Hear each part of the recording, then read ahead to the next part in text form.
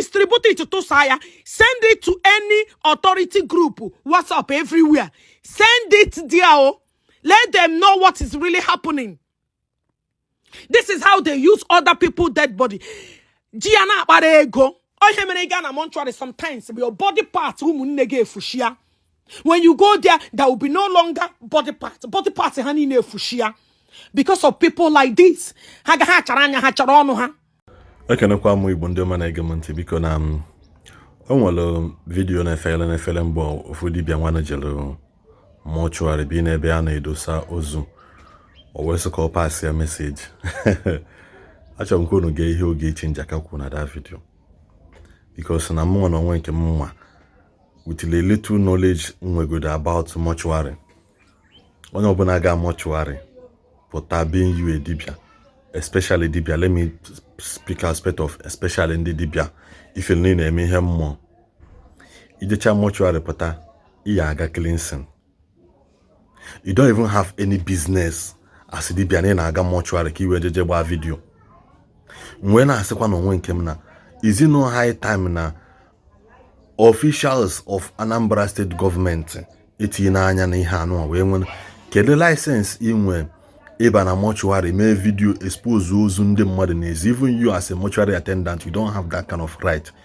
You know, na mortuary ebe na arụ ọrụ na-eme ndị ozu ndị mmadụ video. These are people's loved ones, people who are breadwinners of people who their life got snatched away, who their family misses. Eba na mortuary gbaa ha video wele ha send na pass message wee na ajụzi una na-ejizi aba mortuary amaka. Does it mean that na ozu ndị mmadụ na-aga efu na mortuary na does it mean na akụ na ọdịniya? Because na ebe nwata na-ebe akwa alụ aka ọ bụ na nne ya nọrọ nne ya anọkwa na ya wee na-ajụzi all these parts ndị mmadụ na-efu na mortuary ya bụ anọkọtasị gị na onye nke a nwụrụ ibunye ya na-efu na-esigo n'azụ bekala ebe dị otu a wee mele nke dị otu a wee mele nke ọzọ anya adịrọ ile adịrọ. Does it mean that or na ka esi harvest kene organs na arụ mmadụ biko? Because after your affiliation inwe your gini, what business do you have to do by iba mortuary JJM video? Kedi business ijigi iba mortuary JJM? Because I keep asking when for that video now say kedi ihe onye na achọ ikwu. Mana it hurts me so much na a lot of people, a lot of ndala no ne defend ihe dibia no nwa. Asa ebulu ozu onye ọzọ n'isi ọdụ ka ebu ukwu nkụ. Pray ka ihe ọbụla melụ mmadụ eji wee mee mmadụ akaja ịsọpọtụ ka ọ ghara ịbịa gị. Because ana m eti mkpu kemgbe last year na-asị unu ovunu ndị otu Matthias ndị dada ji o na-eje ọpụta ofu ebe mmadụ ụmụ accident ọgba mee video. You people n'obodo Igbo ya nọ one day Matthias despite fun unu bụ his follower ọgba ndị bụ unu video gosi unu ozu ụmụ nwanne unu ka ha si tọgbọrọ na main road. That very day you will feel the pain people are feeling. That very day you will know the kind of pain people are passing through. Now this man made that kind of thing. Onye nwụrụ anwụ ịpụta ibili mo Jesus n'ihe menụ. Nel no ka dibịa afọ ukwu si nnọọ wee bulu ozu ndị mmadụ na-agba na ozu ndị mmadụ na mortuary na-agba ha. Is it not better na ịgala ebe a na-eni ozu like graveyard cemetery? Ijeme video gị pass message dị ya mmanụ na igwe niile jekọ n'ozu. Onye ọbụla dị ndụ retrace steps wee bụrụzia nke ịba mortuary pụta weli ya na-ama aka na-achọ iti ndị mmadụ ụjọ na-arụ in the sense na ị na-agwọ gịnị ka ime ị na-agwọ. Ndị mgbe gboo ndị going back to our root nna nna anyị ha na-abịa mmadụ nwụ dosa ozu mmadụ weli ya na-eme akaja. Ụmụ nka dibịa ọgbara ọfụ anụ niile ju social media. Ụmụ nka video, ụmụ nka, that's why I keep saying it. Ụmụ nka dibịa ọgbara ọfụ anụ ju social media. This is what you people are turning an Igbo to. This is what you people are turning the Igbo tradition, sacred tradition, an Igbo and culture to. On the name of na world. Continue on, man. And then this video, go no fear menji kulo. Now, my brother, nko wa another new format. Nko wa another new format. Onye go kọwara. Onye ka hapụta na Facebook be scam, the gullible once again. Nko wa another new format of onye dibia. Legodi ihe na amachale. ga-enweta otu mkpuga join agụ na amachale onye ka unu chọrọ ịbịa saa Ishi again ndị dibia ịma agba unu nkịtị ya dịka unu relax go nna ihe ga na-enye unu wu the truth enwe ihe dịka are you guys see me blocking all of you? No, aga m enye unu kewu sleepless nights na my page. My brother, ihe anyị na-amachale ịchọrọ. Look at how you started. You started criticizing other DBS. Batazie na your own way. Ka ashizie na oge nwa wokalicha n'ọzọ oge nwa go ọkachara mara others. My brother, amachagare. Ihe na-eme another way to scam our people with this fake dibia thing unu na-eme. Nke gị na ijizi ndị nwụrụ anwụ. Ijizi ndị nwụrụ anwụ kpọpụta ha with no respect.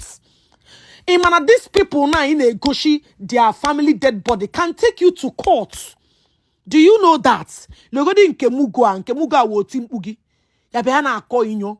Logodi ihe nke a na-ama eri ọnụ hia na ya na-akọ. Ya ogene ọsa ahịa na-agba for mugo soon online. For mugo soon online amahụ their left and right. You get post video have na comment rubbish or to show you that our people are still living in a primitive lifestyle. Guys, please listen to this video to the end. Unu ga anu ebe ha kwuru okwu. Legodi ihe unu na-abịa ihe onu way to scam our people. Biko inwetele video atosa ya ndị a na-deceive mmadụ. These things are all deceiving bullshit. Let me tell you, I won't problem ndao. I am their biggest problem. Iwatago imageba hanketi ya dika ihe ni na agbala nketi. Nda na apụta scam anyị. Okay, now this guy started in the name of other DBS. He ga agwalikwa, he ga ebulikwa, he ga emelikwa nka. Obulus or nyegi the clue that others don't know what they are doing. Now look at how this man Iji Orogi Gardner been them no respect for the dead. Hane so na gwaza in a janu dem ranwa agwogo. In a abiling down round in a goshana. Are you showing us to them that you have the right to use their dead body for as again equano? Apa ili ana ide goshan or give one that again and then one no that your own kachama. Look at the simplicity of a scam. The ideology of your movement now, it's already a scam on the buy. Oga, this one you do no they work. In how we seek in our saha. Let me dip your on our boy and a wound wego. Most you guys get the game you nego before now body. Or family member when they need the ten go within your family. Must you extend this reach? Eh? Imagine akwadibia wonye nwoke woburi be ya. Look at how this man is on them round. No sign of respect. Imananda now in a goshanwa. Their family get decided no longer.